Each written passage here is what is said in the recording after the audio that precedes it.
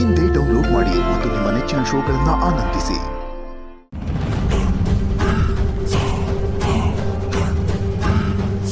Hi ಬಾಬಾ, ಒಂದು ಸ್ವಲ್ಪ ಬೇಗ ಬಂದಿದ್ರೆ ಅವ್ರು ಸಿಕ್ತಿದ್ರು ಬಾಬಾ, ಆಗ ಎಲ್ಲ ವಿಚಾರಿಸ್ಕೋಬಹುದಾಗಿತ್ತು. ಕಣಮ್ಮ, ಹೇಳ್ದಂಗೆ ಆ ಬುಡ್ಡಿ ಇದು ಸಿಕ್ಕಿದಿದ್ರೆ ಎಲ್ಲ ವಿಷಯನೂ ತಿಳ್ಕೊಂಡು ನಮ್ ಸಿದ್ಧನ ಆಚೆ ಕರ್ಕೊಂಡ್ ಬರ್ಬೋದಾಗಿತ್ತು ಕಣಮ್ಮ. ಮಿಸ್ ಆಗ್ಬಿಟ್ನಲ್ಲ. ಅವನು ಕಾರ್ ಹತ್ಕೊಂಡು ಹೋಗವನೆ ಅಂತಂದ್ರೆ ಅವ್ನ್ ಲಾರಿ ಹತ್ರಕ್ಕೆ ಬಂದೇ ಬರ್ತಾನೆ. ನಾವು ಆ ಲಾರಿ ಹತ್ರಕ್ಕೆ ಹೋಗೋದ್ ತಡ ಆದ್ರೆ ಅವ್ನ್ ಬಂದ್ ಲಾರಿ ಎತ್ಕೊಂಡು ಹೊಂಟೈತಾನೆ ಕಣಮ್ಮ. ನಾವು ಅವನ್ಕಿಂತ ಮೊದಲು ಅಲ್ಲಿ ಹೋಗಿ ಲಾರಿ ತವೇ ಕಾಯ್ಕೊಂಡಿರುಮ, ಅವ್ನು ಅಲ್ಲಿಗೆ ಬಂದೇ ಬರ್ತಾನೆ ಕಣಮ್ಮ. ಹೌದು ಬಾಬಾ, ಹೇಗಿದ್ರು ನಮ್ಮ ಹತ್ರ ಲಾರಿ ಪಾಸ್ ಆಗ್ತಿರೋ ಫುಟೇಜ್ ಇದೆ. ಲಾರಿ ಹತ್ರ ಹೋಗ್ತಾದ್ರೆ ಅವ್ನು ಬಂದೇ ಬರ್ತಾನೆ. ಬಂದಾಗ ಪೊಲೀಸಿಗೆ ಫೋನ್ ಮಾಡೋಣ, ಅವ್ರು ಬಂದು ಗಾಡಿ ಸೀಸ್ ಮಾಡ್ತಾರೆ. ಆಗ ಚೆನ್ನಾಗಿ ಫೋಟೋ ತಗೊಂಡು ಇಟ್ಕೋಬಹುದು. ಹ್ಞೂ ಕಣಮ್ಮ, ಬನ್ನಿ, ತಡ ಮಾಡೋದ್ ಬೇಡ, ಹೋಗಮ್ಮ ಬನ್ನಿ. ಇಲ್ಲಿ ಲಾರಿ ಇತ್ತಲ್ವಾ, ಯಾರು ಎತ್ಕೊಂಡು ಹೊಂಟವ್ರೆ? ಅಯ್ಯೋ ಸುಮ್ನೆ ಯಾರು ಎತ್ಕೊಂಡು ಹೋದ್ರಪ್ಪ? ಅಣ್ಣಜಿ, ಇಲ್ಲೊಂದು ಲಾರಿ ನಿಂತಿತ್ತಲ್ಲ, ಅದೆಲ್ಲೋಯ್ತು ಅಂತ ನೋಡಿದ್ರ? ನಾನು ನೋಡಿಲ್ಲ ಸರ್. ಅಲ್ಲ, ಯಾರು ತಕ್ಕ ಹೋದ್ರು ಅಂತ ಏನಾದ್ರು? ನನ್ಗೆ ಗೊತ್ತಿಲ್ಲ ಸರ್. ಅಲ್ಲ ಭವನಮ್ಮ, ಇದು ಲಾರಿ ಯಾರು ತಕ್ಕ ಹೋದ್ರು ಅಂತ ಗೊತ್ತೈತಲ್ವಲ್ಲ?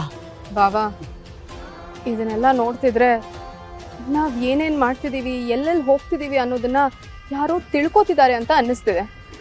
ನಮ್ಗಿಂತ ಒಂದ್ ಹೆಜ್ಜೆ ಮುಂದೆ ಬಂದು ಲಾರಿನೇ ತಗೊಂಡ್ ಹೊಟ್ಟೋಗಿದ್ದಾರೆ.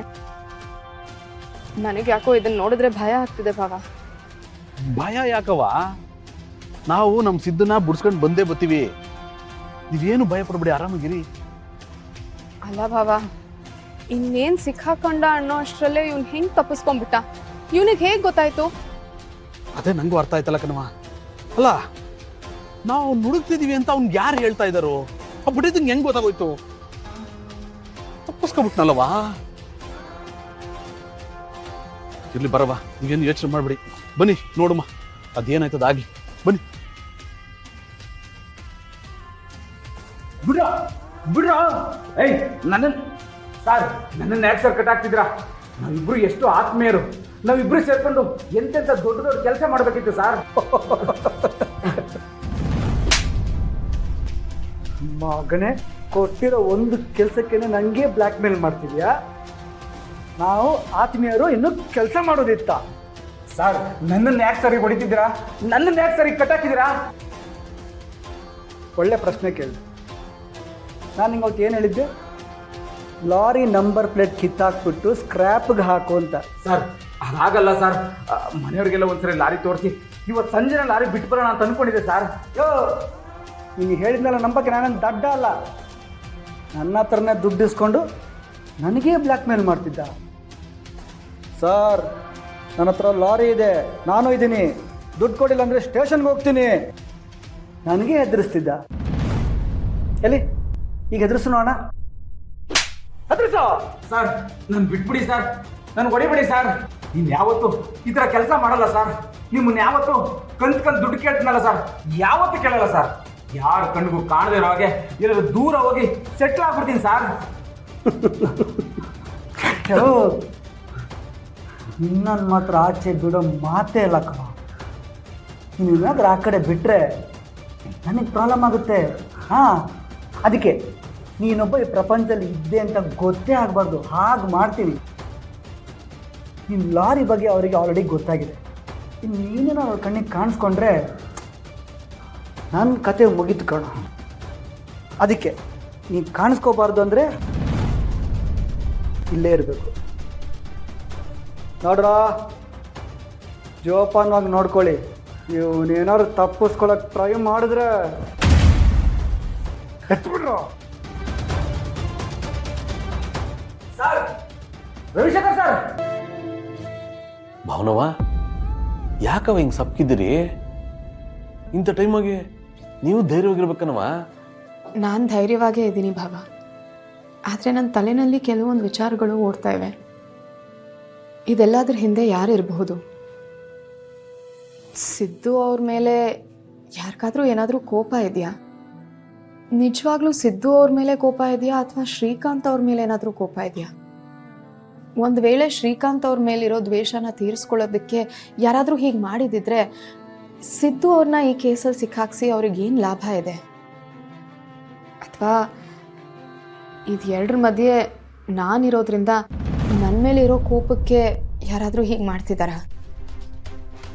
ನಿಜ ಹೇಳಬೇಕು ಅಂದರೆ ಆಕ್ಸಿಡೆಂಟ್ ಆಗಿದ್ದ ಜಾಗದಲ್ಲಿ ಸರಿಯಾಗಿ ಏನಾಯಿತು ಅಂತ ಯಾರಿಗೂ ಗೊತ್ತಿಲ್ಲ ಭಾವ. ಒಂದು ಕಡೆ ಸಿದ್ದು ಅವರು ನಾನೇ ಆಕ್ಸಿಡೆಂಟ್ ಮಾಡಿದ್ದೀನಿ ಅಂತ ಹೇಳ್ಕೊತಿದ್ದಾರೆ, ಆದರೆ ಇನ್ನೊಂದು ಕಡೆ ಖುಷಿ ಮೊದಲು ಲಾರಿ ಗುತ್ತು, ಅದಾದಮೇಲೆ ಗಾಡಿ ಬಂದು ಗುತ್ತು ಅಂತ ಹೇಳ್ತಿದ್ದಾಳೆ. ಆದರೆ ಕೋರ್ಟಲ್ಲಿ ಮಗುನ ಸಾಕ್ಷಿಯಾಗಿ ಒಪ್ಕೊಳ್ಳಲ್ಲ. ಏನು ಮಾಡಬೇಕು ಅಂತಲೇ ಗೊತ್ತಾಗ್ತಿಲ್ಲ ಭಾವ.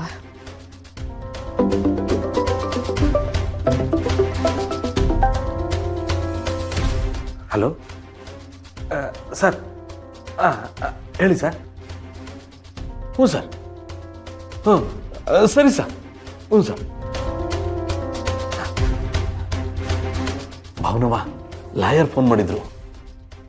ನಾವಿದೆಲ್ಲದ್ರ ಬಗ್ಗೆ ಯೋಚನೆ ಮಾಡೋದ್ರ ಜೊತೆಗೆ ಇನ್ನೂ ಒಂದು ಕೆಲಸ ಮಾಡಬೇಕು ಕಣವ. ನಾಳೆ ಸಿದ್ದು ಕೋರ್ಟ್ ಹಿಯರಿಂಗ್ ಅದೇ ಕಣವ, ಅಲ್ಲಿಗೆ ಸಿದ್ದುನ ಕರ್ಕೊಬತ್ತವ್ರೆ. ನಾವು ಹೋಗಿ ಸಿದ್ದುನ ಮಾತಾಡಿಸಿ ಅವನಿಗೆ ಧೈರ್ಯ ಹೇಳ್ಬೇಕು.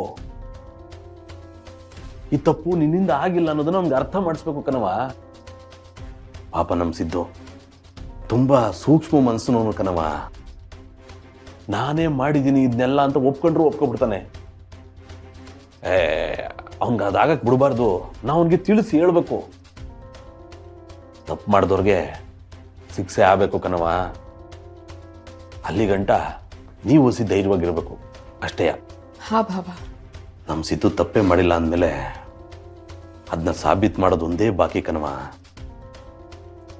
ಹೆಂಗಾರ ಮಾಡಿ ಆ ಡ್ರೈವರ್ನ ಹಿಡಿಬೇಕು ಕಣವ. ಎಲ್ಲಕ್ಕಿಂತ ಮೊದಲು ನಮ್ಮ ಸಿದ್ದುನ ಹೋಗಿ ಮಾತಾಡ್ಸ್ಕೊ ಬರಬೇಕು. ಅವನವ ನೀವು ಯಾವುದನ್ನು ಮನ್ಸು ಕಚ್ಕೋಬೇಡಿ ಕಣವ. ನಾವು ಇನ್ನೊಮ್ಮೆ ಈ ಬೇಲ್ಗೆ ಅರ್ಜಿ ಹಾಕುಮ, ಏನಾಯ್ತದೋ ನೋಡುವ. ಒಟ್ಟಿನಲ್ಲಿ ನಮ್ಮ ಸಿದ್ದುನ ಈ ಕೇಸು, ಕೋರ್ಟು, ಆಕ್ಸಿಡೆಂಟು, ಅದು ಇದು ಇವೆಲ್ಲದರಿಂದ ಆಚೆ ಕರ್ಕೊಬಂದು ಎಲ್ಲದಕ್ಕೂ ಒಂದು ಮುಕ್ತಿ ಕೊಟ್ಬಿಡ್ಬೇಕು ಕಣವ. ಹೌದು ಬಾಬಾ, ಇದರಿಂದ ಅವ್ರಿಗೆ ಏನು ತೊಂದರೆ ಆಗ್ತಿದೆಯೋ ಏನೋ. ಹಂಗೇನು ಆಗಿರಕ್ಕಿಲ್ಲ ಕಣವ, ಎಲ್ಲ ಸರಿಯುತ್ತದೆ. ಭಾವನವ, ನೀವು ಈ ಮನೇಲಿ ಒಬ್ಬರೇ ಇದ್ದೀರಿ. ನಿಮ್ಮ ಮನೆಯವ್ರಿಗೆ ಯಾರಿಗಾರು ಫೋನ್ ಮಾಡಿ ಕರ್ಸ್ಕೋಬೇಕಾಗಿತ್ತು ಕಣವ. ಅದೇ ನಿಮ್ಮ ಅಣ್ಣ ಅದಕ್ಕೆ ಇದ್ರಲ್ಲ, ವೆಂಕಿ ಚೆಲ್ವಿ ಅವರು, ಅವ್ರಿಗಾದ್ರೂ ಕರ್ಸ್ಕೊಳವ. ಪರವಾಗಿಲ್ಲ ಭಾವ, ನನ್ನಿಂದ ಅವ್ರಿಗೆ ತೊಂದರೆ ಆಗೋದು ನನಗೆ ಇಷ್ಟ ಇಲ್ಲ. ಸರಿ ಕಣವ, ನಂಗೆ ತಡ ಆಯ್ತದೆ, ನಾನಿನ್ ಬರ್ತೀನಿ. ಜೋಪಾನ ಭಾವ. ನೀವು ಸ್ವಲ್ಪ ಹುಷಾರಾಗಿರಿ, ಯಾಕಂದರೆ ಈಗ ಆಗ್ತಿರೋದೆಲ್ಲ ನೋಡಿದ್ರೆ ಇದರಿಂದ ನಿಮಗೇನು ತೊಂದರೆ ಆಗುತ್ತೋ ಏನೋ ಅಂತ ಭಯ ಆಗ್ತಿದೆ. ಭಾವನವ, ಈ ಮರಿಗೌಡನ ಮುಟ್ಟ ಮಗ ಯಾವನಿದ್ದಾನವ? ನೀವೇನು ತಲೆ ಕೆಡಿಸ್ಕೊಬೇಡಿ, ಆರಾಮಾಗಿರಿ. ನಾ ಬರ್ತೀನಿ.